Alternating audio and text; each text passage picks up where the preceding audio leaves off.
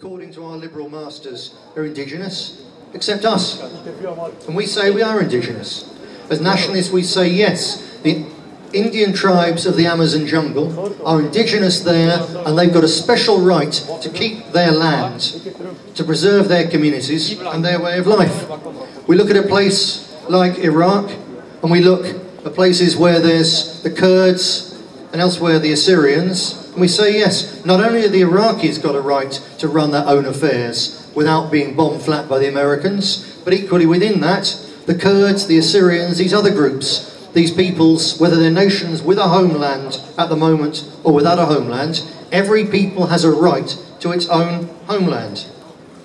And that applies to the people of Europe as well. Because here, the Swedish people, your people, are the indigenous ones. Just as much as in the Amazon jungle, someone with a bone through their nose is indigenous there, so the Swedes, the Swedish people now living in Sweden, have been here since the ice melted. We're just as indigenous, the peoples of Europe, as, say, the Red Indians of North America. The European Union recognises the Maoris of New Zealand as indigenous, even though the historical records show they've only been there for 1,000 years. The people of Sweden, the people of Britain, have been here, right where we are, for 15,000 or 17,000 years. Here we are indigenous peoples. And all indigenous peoples have the right to preserve their own culture, their own identity, and to run their own land, to preserve themselves and their way of doing things for posterity. And that's not just true of the Amazon Indians. It's not just true of the Assyrians. It's also true of the British in Britain and the Swedes in Sweden. Here you are the indigenous.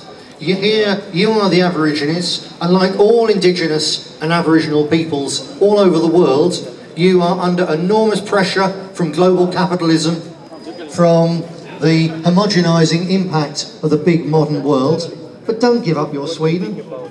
I don't want to come to Britain and to Sweden and hear everyone speaking English. It's a shame to me that I have to speak in English to you because the English are terrible at learning other people's languages. And I'm very pleased to speak to you in English, but for God's sake, speak in Swedish. Make sure your children speak in Swedish. Resist any attempt to turn Sweden into some multicultural melting pot like the United States of America, because Sweden is special. It's a wonderful place. Cherish your Sweden. Love your Sweden. And go and talk to the people over there who are the only people who will keep your Sweden Swedish. Thank you.